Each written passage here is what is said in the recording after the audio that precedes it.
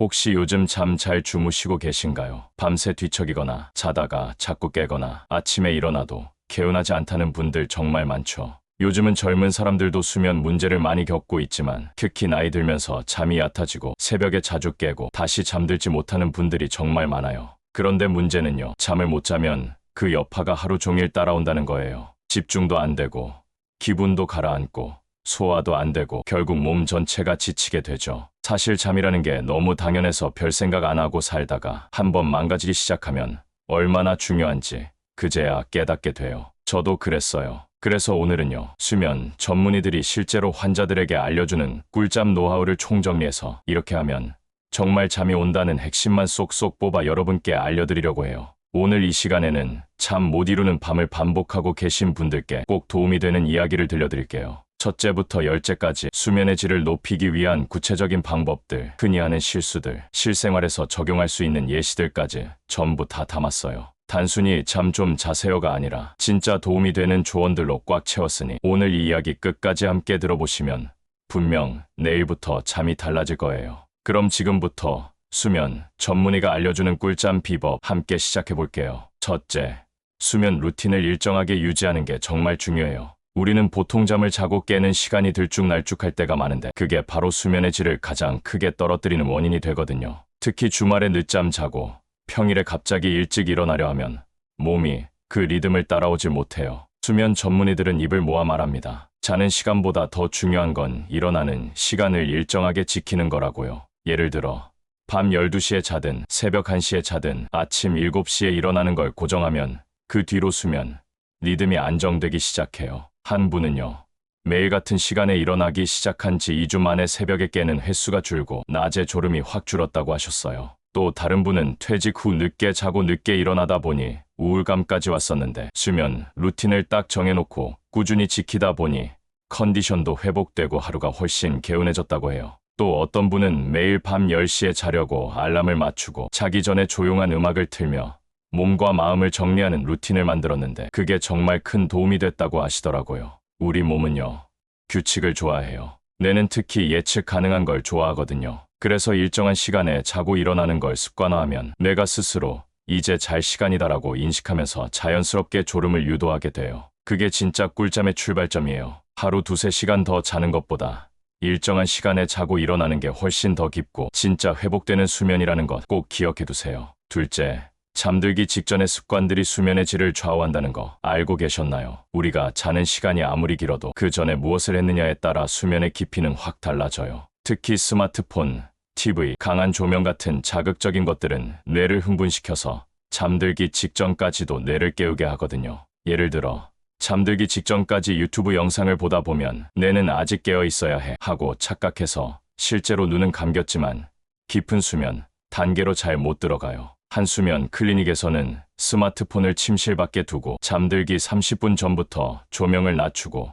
조용한 음악을 틀거나 책을 읽는 습관을 만든 환자들이 불면 증상이 확 줄어들었다는 결과도 있었어요. 또 어떤 분은 자기 전에 뜨거운 물에 발만 10분 정도 담갔더니 체온이 살짝 떨어지면서 자연스럽게 졸음이 왔다는 경험을 하셨고요. 혹은 따뜻한 허브차 한 잔을 마시며 하루를 마무리하는 루틴을 만든 분도 있었는데 그게 의외로 큰 안정감과 함께 수면 유도를 해줬다고 해요. 중요한 건 뇌에게 이제 잘 시간이야 라고 알려주는 신호를 주는 거예요. 하루 일과가 끝났다는 걸 몸과 마음이 인식할 수 있도록 스스로에게 신호를 주는 그런 루틴을 만드는 게 핵심이에요. 자기 전에 뭘 하느냐, 그게 숙면의 반을 결정합니다. 셋째, 침실 환경을 바꾸는 것만으로도 수면의 질이 완전히 달라질 수 있어요. 많은 분들이 침대나 이불만 신경 쓰고 조명이나 소음, 공기질은 무심하게 넘기는 경우가 많거든요. 그런데 수면 전문가들은 말해요. 숙면을 방해하는 진짜 범인은 방 안 환경일 수 있다고요. 예를 들어 미세한 전자기기 불빛, 시끄러운 냉장고 소리, 지나치게 따뜻한 실내 온도 같은 게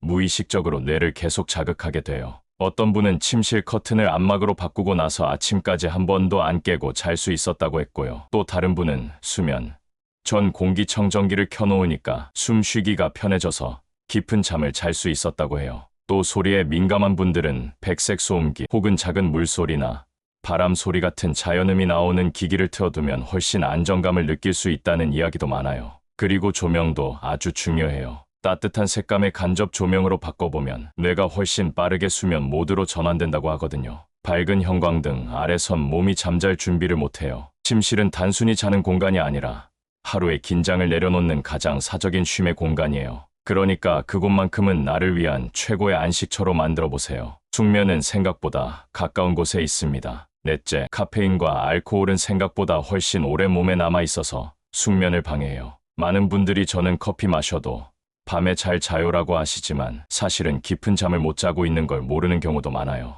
카페인은 섭취 후 6시간에서 8시간 동안 뇌를 자극하는 효과가 남아있고 특히 오후 2시 이후에 마신 커피는 밤잠에 영향을 줄 확률이 매우 높아요. 알코올도 마찬가지예요. 술 한잔하면 잠이 빨리 올 순 있지만 문제는 깊은 잠에 들어가지 못하게 방해해서 자다가 자꾸 깨게 만들어요. 예를 들어 어떤 분은 저녁 식사 후 커피 한 잔이 습관이었는데 그걸 허브차로 바꿨더니 2주 만에 숙면 시간이 1시간 이상 늘어났다고 해요. 또 매일 자기 전에 맥주 한 캔 마시던 분이 술을 끊고 나서 밤에 깨는 횟수가 확 줄어들고 아침에 머리가 맑아졌다는 변화도 있었어요. 카페인과 알코올은 당장 졸리게 할 순 있지만 수면의 깊이와 회복력은 오히려 방해한다는 거 꼭 기억해 두세요. 잠의 질을 생각한다면 저녁 식사 이후에는 몸에 자극을 주는 건 피하는 게 좋아요. 다섯째, 낮 시간의 활동량이 수면의 질과 깊은 관련이 있어요. 하루 종일 앉아만 있거나 거의 움직이지 않으면 몸이 에너지를 썼다는 감각이 부족해서 자연스럽게 졸음이 잘 오지 않아요.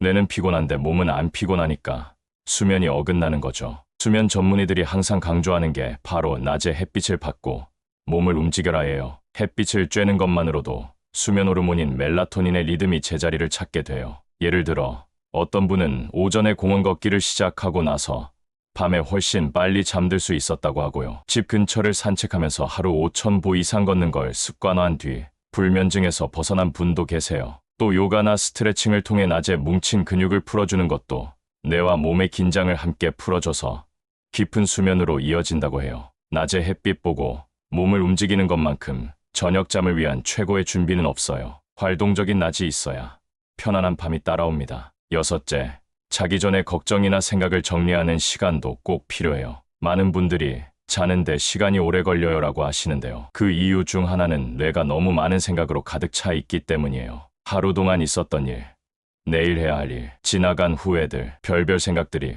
꼬리에 꼬리를 물고 이어지니까 잠에 들어가지를 못하는 거예요. 이럴 땐 뇌를 비워주는 습관이 필요해요. 예를 들어 수면 일기를 써보는 것도 정말 좋아요. 하루 동안 있었던 일을 간단히 적어보거나 오늘 나를 괴롭혔던 생각을 글로 꺼내놓으면 그게 잠자기 전에 머리 안에서 뱅뱅 도는 걸 막아줘요. 또 어떤 분은 감사 일기를 쓰기 시작하면서 불안감이 줄고 긍정적인 생각으로 잠드는데 훨씬 도움이 됐다고 하셨어요. 혹은 오늘 가장 좋았던 순간 3가지만 떠올리는 것도 효과가 크답니다. 마음을 정리하는 건 단순한 감성의 문제가 아니라 뇌가 수면 모드로 들어가는 데 필요한 준비 작업이에요. 잠은 뇌의 활동이 차분해질 때 찾아오거든요. 그냥 누워서 이제 자야지 보다 이제 하루를 내려놓자라는 마음으로 생각을 정리해주는 루틴을 만들어 보세요. 분명히 훨씬 더 쉽게 깊게 잠들 수 있을 거예요. 일곱째, 수면 자세와 침구 상태도 아주 중요해요. 우리가 자는 동안에도 몸은 쉬고 회복해야 하는데 불편한 자세나 오래된 침구는 오히려 숙면을 방해해요.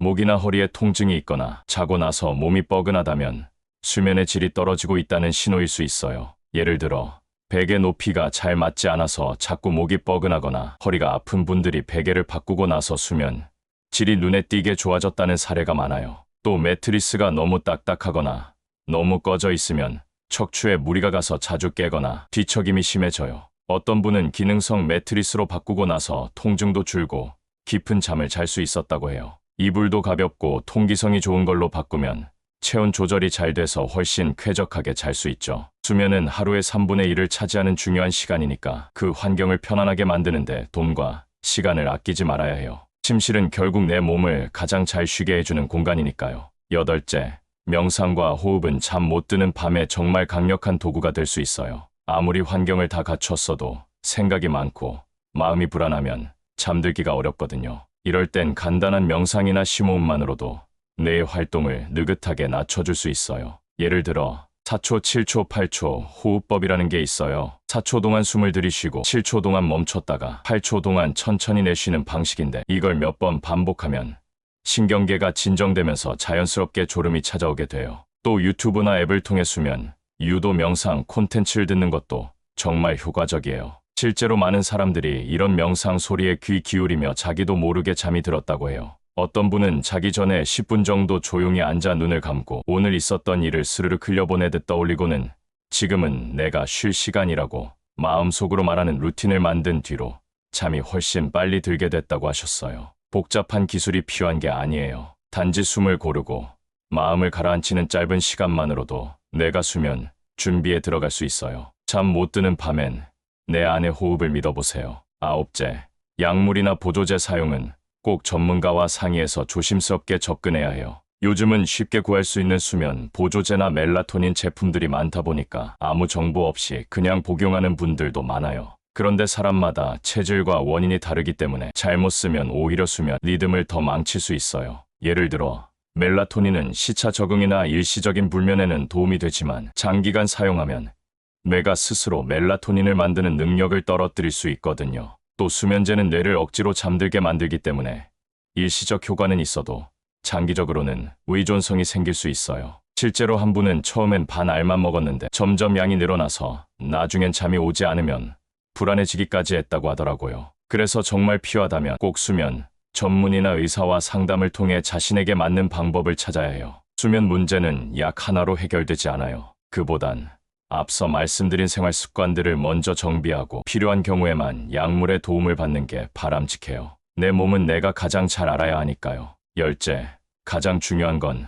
잠에 대한 불안을 내려놓는 연습이에요. 많은 분들이 오늘도 잠 못 자면 어떡하지라는 생각 때문에 더 잠을 못 자는 악순환에 빠져요. 잠이라는 건 억지로 조절하려고 할수록 더 멀어지는 특성이 있거든요. 예를 들어 어떤 분은 꼭 자야 해라는 강박이 심해서 매일 밤 시계를 보며 스트레스를 받았대요. 그런데 어느 날부터 그냥 오늘은 잠 안 와도 괜찮다는 마음으로 누워서 편하게 음악을 들었더니 오히려 잠이 스르륵 왔다고 해요. 또 누워서 눈만 감고 있어도 뇌는 일정 부분 회복한다는 사실을 알고 나니 꼭 잠들어야 한다는 부담이 줄고 마음이 훨씬 편해졌다고도 해요. 잠은 컨트롤하려는 대상이 아니라 흐름에 맡기는 대상이에요. 잠이 안 올 땐 그냥 그 상태도 받아들이고 조용히 쉬는 시간을 즐겨보세요. 그러다 보면 어느새 졸음이 찾아올 거예요. 꿀잠의 마지막 키는 마음의 긴장을 내려놓는 데 있습니다. 오늘 함께한 꿀잠 이야기 어떠셨나요? 오늘은 수면 전문의들이 실제로 권하는 10가지 꿀잠 전략을 하나하나 짚어봤어요. 먼저, 첫째로는 매일 같은 시간에 자고 일어나는 일정한 수면, 루틴의 중요성을 강조했고요. 둘째는 잠들기 전 습관 스마트폰, 조명, 음악 같은 요소들이 얼마나 큰 영향을 미치는지 알아봤죠. 셋째는 침실 환경, 즉 조명, 소음, 공기 상태가 수면을 얼마나 좌우하는지 말씀드렸고요. 넷째는 카페인과 술 같은 자극적인 섭취를 줄이는 방법. 다섯째는 낮에 햇볕 보고 몸을 움직여야 밤에 잘 수 있다는 과학적 근거를 소개했어요. 여섯째는 마음의 걱정과 스트레스를 정리하는 뇌의 청소 시간 필요성. 일곱째는 베개, 이불, 매트리스처럼 물리적인 환경이 수면을 얼마나 바꿀 수 있는지 사례를 통해 살펴봤고요. 여덟째는 명상과 호흡으로 뇌를 진정시키는 기술. 아홉째는 약물과 보조제를 현명하게 사용하는 방법. 그리고 10째는 잠에 대한 불안 자체를 내려놓는 마음가짐까지 함께 나눴어요. 결국 꿀잠은 단순히 오래 자는 게 아니라 몸과 마음이 제대로 회복하는 수면을 하는 거라는 걸 기억하셨으면 해요. 작은 습관 하나만 바꿔도 내일 아침이 확 달라질 수 있어요. 오늘 내용이 도움이 되셨다면 구독과 좋아요, 그리고 알림 설정까지 꼭 부탁드릴게요. 다음에도 여러분 삶을 더 편안하게 만들어줄 이야기로 찾아오겠습니다.